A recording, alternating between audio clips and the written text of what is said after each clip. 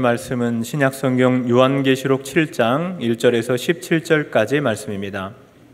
요한계시록 7장 1절에서 17절 말씀입니다.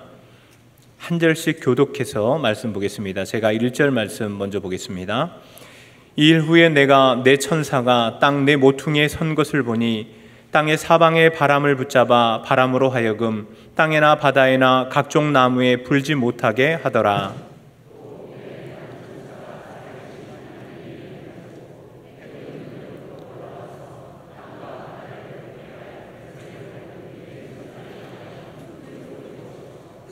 이르되 우리가 우리 하나님의 종들의 이마에 인치기까지 땅이나 바다나 나무들을 해하지 말라 하더라.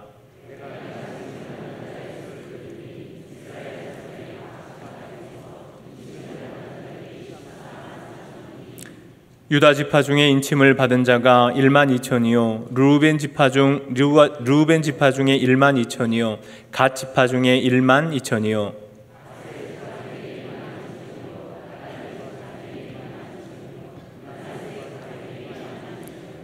시므온 지파 중에 1만 2천이요 레위 지파 중에 1만 2천이요 이사갈 지파 중에 1만 2천이요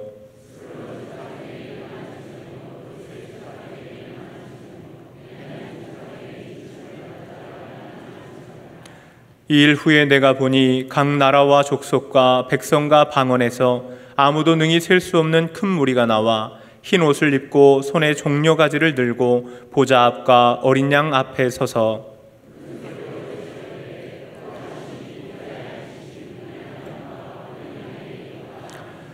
모든 천사가 보좌와 장로들과 네 생물의 주위에 서 있다가 보좌 앞에 엎드려 얼굴을 대고 하나님께 경배하여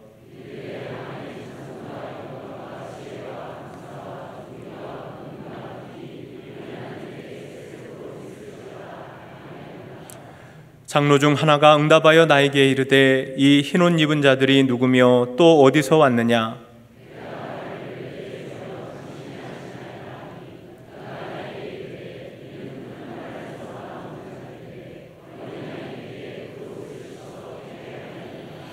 그러므로 그들이 하나님의 보좌 앞에 있고 또 그의 성전에서 밤낮 하나님을 섬기매 보좌에 앉으신 이가 그들 위에 장막을 치시리니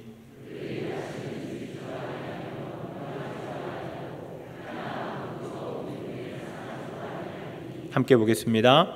이는 보좌 가운데에 계신 어린 양이 그들의 목자가 되사 생명수 샘으로 인도하시고 하나님께서 그들의 눈에서 모든 눈물을 씻어주실 것임이라.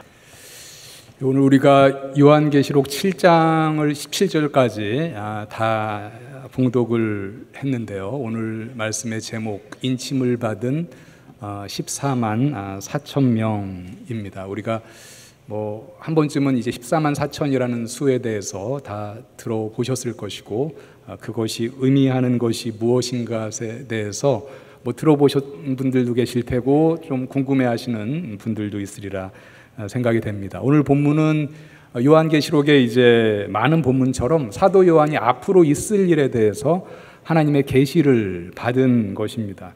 요한이 바라보니까 네 천사가 땅의 네 모퉁이에서 바람을 이렇게 잡고 있는 모습을 보았습니다. 1절을 좀 보시죠.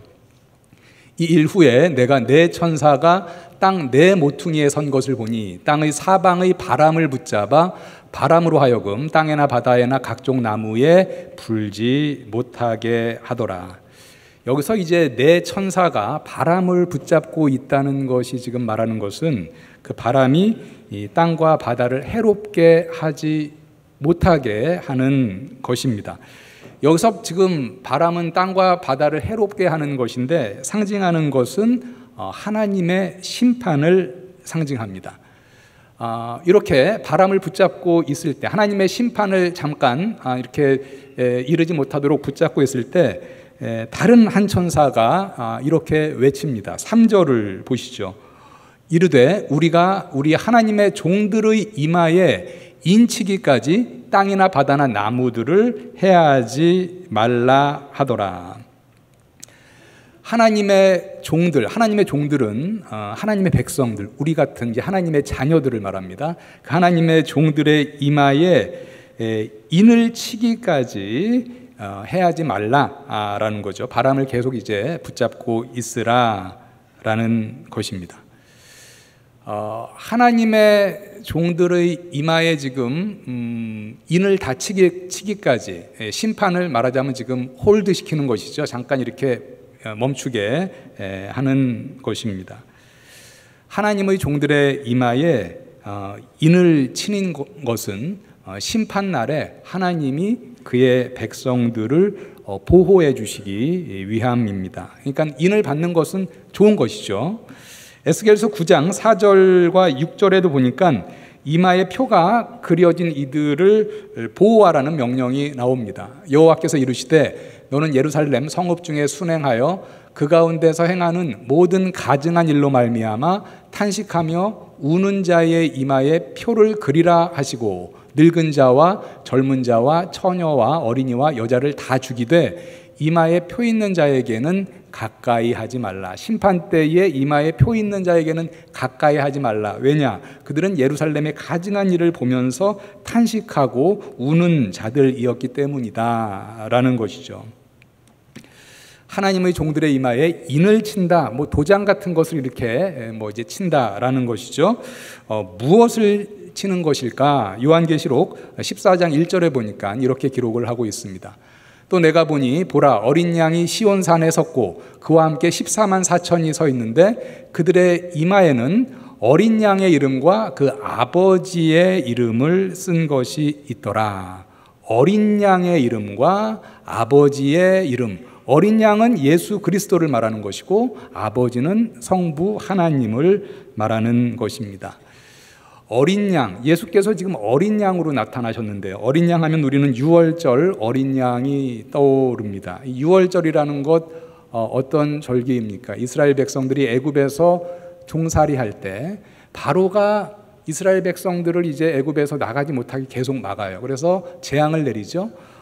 바로의 마음이 완악하여서 10번째 재앙까지 갑니다. 마지막 재앙, 장자의 죽음의 재앙이죠. 그때 애굽의 장자들을 다 죽일 때 하나님께서 이스라엘 백성들에게는 뭐라고 얘기합니까? 너희는 어린 양을 잡아서 그 피를 이스라엘 백성의 문 임방과 문 설주에 바르라. 그러면 장자를 치는 천사가 지나갈 때 그 집은 통과할 것이다. 패스할 것이다. 유월할 것이다 라는 거죠. 그래서 영어로는 유월절을 패스오버 이렇게 얘기하죠. 그 집은 장자를 죽이지 않고 패스하겠다. 넘을 유에 넘을 월이죠, 그죠? 넘어간다라는 것입니다. 어떤 집이요? 어린 양의 피가 발라진 그 집은 넘어갈 것이다. 구원을 받을 것이다라는 것이죠. 이 유월절 어린 양은 예수 그리스도를 예표하는 것이죠. 예수 그리스도의 십자가의 피로 인쳐진 우리, 즉 예수 그리스도의 구속의 그 십자가 보혈을 믿는 우리가 구원을 받게 된 것입니다. 오늘 본문에서는 예수님이 그 예표된 어린 양으로 나타납니다. 하나님의 이름과 예수님의 이름이 인쳐졌다 이렇게 말을 했는데요. 그 인쳐짐에 대해서 에베소 1장 13절에 보니까 이는 예수 그리스도의 복음을 믿고 성령으로 인쳐진 것이다 이런 말씀도 합니다. 그 안에서 너희도 진리의 말씀 곧 너희의 구원의 복음을 듣고 그 안에서 또한 믿어 약속의 성령으로 인치심을 받았으니 성령으로 믿음으로 말미암아 성령으로 인침을 받은 것이다 라고 말씀하고 있습니다.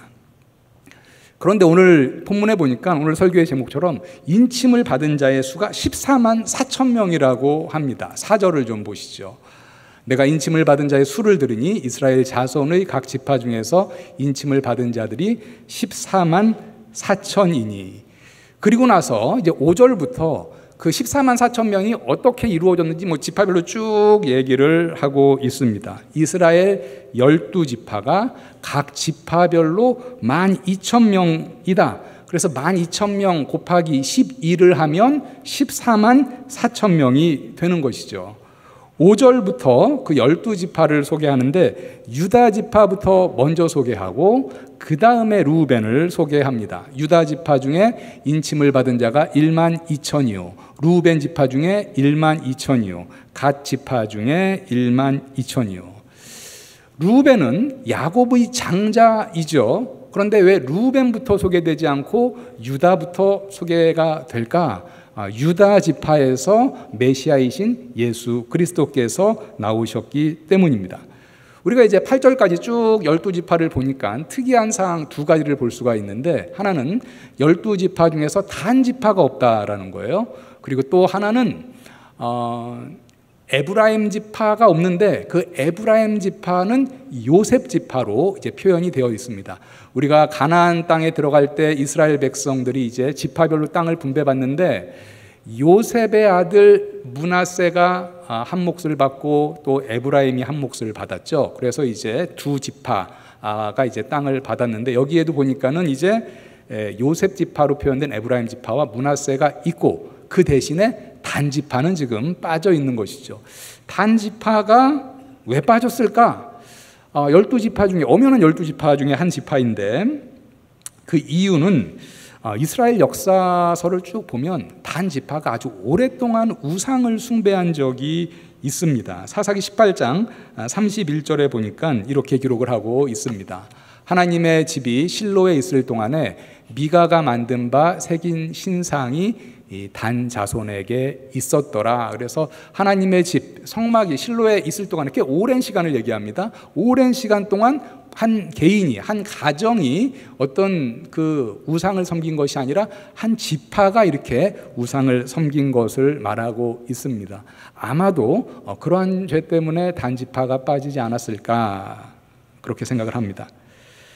그런데 이제 오늘 말씀에서 우리에게 매우 중요한 것은요, 여기서 말하는 12지파는 혈통적인 민족적인 이스라엘을 말하는 것이 아니라 영적인 이스라엘, 즉 우리 교회의 성도들을 말하는 것이다 라는 것입니다. 우리 성경을 보면은요, 여러 본문에서도 이스라엘을 언급할 때 혈통적인 민족적인 이스라엘 백성, 지금 뭐 저쪽 우리 뭐 이제 유대인들 이렇게 얘기하는 그들이 아니라 영적인 이스라엘, 교회로 말할 때가 꽤 많이 있습니다. 몇 가지만 좀 말씀을 드리면, 야고보서 1장 1절에 보면 야고보가 이렇게 말합니다. 하나님과 주 예수 그리스도의 종 야고보는 흩어져 있는 12지파에게 문안하노라. 이 편지의 지금 첫 번째 문안 부분이죠. 흩어져 있는 12지파, 이스라엘에 흩어져 있는 그런 민족, 혈통적인 이스라엘 사람들만 얘기하는 것입니까? 아니죠.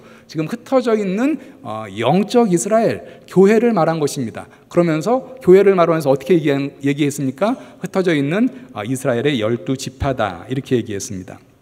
로마서 2장 28절과 29절에 보니까 참 유대인은 혈통적인 유대인이 아니라 내면적인 유대인이다, 이런 말씀을 합니다. 무릇 표면적 유대인이 유대인이 아니요 표면적 육신의 할례가 아니니라. 오직 이면적 유대인이 유대인이며 할례는 마음에 할지니 영에 있고 율법 조문에 있지 아니한 것이라. 즉 우리 교회의 성도들 영적 이스라엘이고 또 이면적 유대인이다라는 것이죠.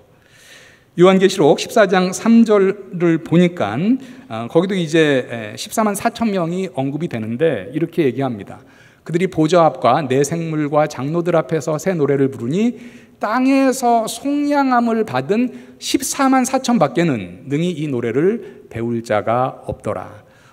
어떤 자예요? 14만 4천 명이 땅에서 속량함을 받은 자다. 그런데 여러분 우리 성경을 쭉 보게 되면 속량함을 받은 자, 유대인들, 민족적으로 혈통적으로 이스라엘 사람만 속량함을 받습니까? 아니죠, 그죠? 온 땅에 모든 족속에게 복음이 전파되고 주어진 것이죠. 우리가 무더운 8월 달에 단기 선교팀이 가서 5개국에 가서 선교를 한 것도 바로 주님의 명령을 따라 그 복음을 전파한 것이고, 복음을 믿은 자들 또 성령으로 인쳐진 자들은 속량함을 받고 구원함을 받은 것이죠. 속량함을 받은 자, 14만 4천 명은 속량함을 받은 자다, 이렇게 얘기합니다.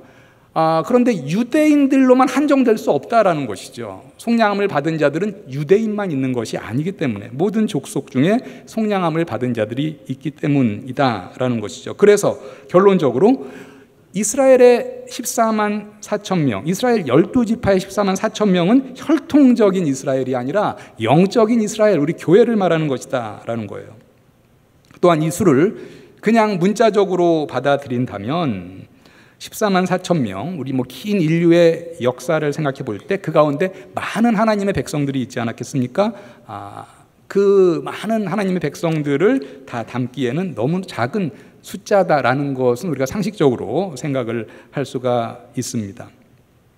자, 이스라엘의 12지파, 혈통적 이스라엘이 아니다, 영적 이스라엘이다 이렇게 얘기를 했고요. 14만 4천 명도요, 문자적인 숫자가 아니라 상징적인 수다라는 것을 말씀을 드립니다. 구약과 신약에서요, 12라는 수 여러분들 꽤 익숙하시죠? 대표적으로 구약의 이스라엘이 12개의 지파, 신약의 예수 그리스도의 제자가 12명입니다. 각 지파별로 12,000명씩 인침을 받았다고 하는데 그 12,000명은 어떻게 조합이 된 숫자냐? 이 성경의 완전수 12와 성경의 수 중에서요, 히브리어 수 중에서 천을 의미하는 엘레프라는 이 히브리어 단어가 있는데 물론 천을 의미합니다. 그런데 이 엘레프라는 것은 아주 많은 수, 큰 수를 상징하는 것입니다. 그래서 완전수 12에다가 많은 수를 상징하는 천이 곱하여져서 12,000이라는 상징적인 수가 나오게 된 것이죠. 즉 14만 4천 명이 인침을 받았다라는 것은 예수 그리스도를 믿음으로 영접한 하나님의 백성 전체가 인침을 받았다. 그리하여 아까 바람을 이렇게 잡고 있었잖아요. 하나님의 심판에서 보호를 받은 자들의 수를 상징적으로 14만 4천으로 기록한 것입니다. 교회사에 보면요, 많은 이단들이 이 14만 4천이라는 것에 상당히 많이 연루가 되어 있습니다. 지금도 그런데 많은 성도들이 미혹을 당하죠. 그리고 오늘 제가 전체를 다 읽었는데 7장, 사실은 이 요한계시록 7장으로 미혹을 하는 이단도 많고 미혹 당하는 성도들도 참으로 많이 있었습니다. 14만 4천이라는 수를 잘못 해석해서 미혹하는 경우가 참 많았습니다. 이런 경우가 많은 이단을 이제 볼 수 있는데, 교회사에 보면 우리 공동체, 우리 그 이단에 속한 사람들의 수다 14만 4천 명, 그래서 14만 4천 명까지 채워질 것이다 이렇게 얘기를 하고, 그런데 그 이단 공동체에 들어간 수가 14만 4천 명을 넘게 되면 그 다음부터 막 말이 바뀌고 꼬이기 시작하는 거죠. 한국교회의 대표적인 이단 신천지도 역시 이 14만 4천을 가지고 성도들을 미혹했습니다. 1980년에 뭐라고 얘기했냐면 7년 후에 87년이 되면 우리 신천지의 수가 14만 4천 명이 될 것이다. 14만 4천 명이 등록할 것이다. 이렇게 자의적으로 해석을 했어요. 그때가 되면 큰 영적인 변화가 일어날 것이다. 이렇게 얘기를 했습니다. 그런데 1987년이 됐는데 그때 신천지의 신도수가 600명이었어요. 그래서 많은 신천지 신도들이 87년에 14만 4천 명이 된다면서 어떻게 된 것인가 해서 떠났죠. 그래서 40명밖에 남지 않았습니다. 그랬더니 그때 신천지에서 뭐라고 그랬냐면 4년 연기됐다. 그렇게 4년을 또 연기했어요. 그랬는데 안 됐죠.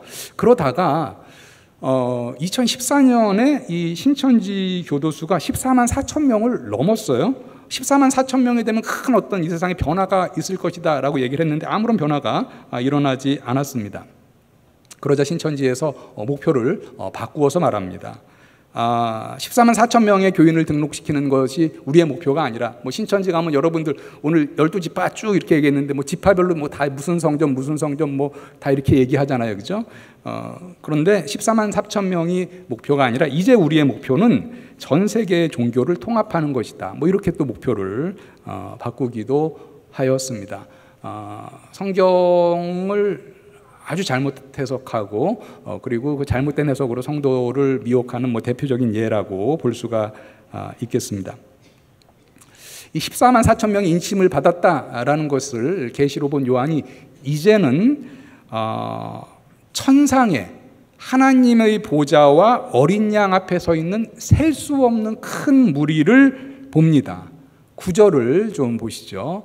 이 일 후에 내가 보니 각 나라와 족속과 백성과 방언에서 아무도 능히 셀 수 없는 큰 무리가 나와 흰 옷을 입고 손에 종려가지를 들고 보좌 앞과 어린 양 앞에 서서 14만 4천 명이 이제 하나님이 보호하시는 심판으로부터 보호하시는 지상의 성도들이었죠. 여기에 보는 지금 하나님의 보좌 앞과 어린 양이신 예수 그리스도 앞에 있는 셀 수 없는 큰 무리는 천상의 성도들을 말합니다. 요한이 본 거죠. 지금 천상의 성도들을 본 것입니다. 많은 민족 가운데 구원을 받아서 흰옷을 입고 있다. 흰옷을 입고 있다. 속량함을 받아서 죄의 문제가 해결되었다라는 것을 말하죠. 13절과 14절을 보죠.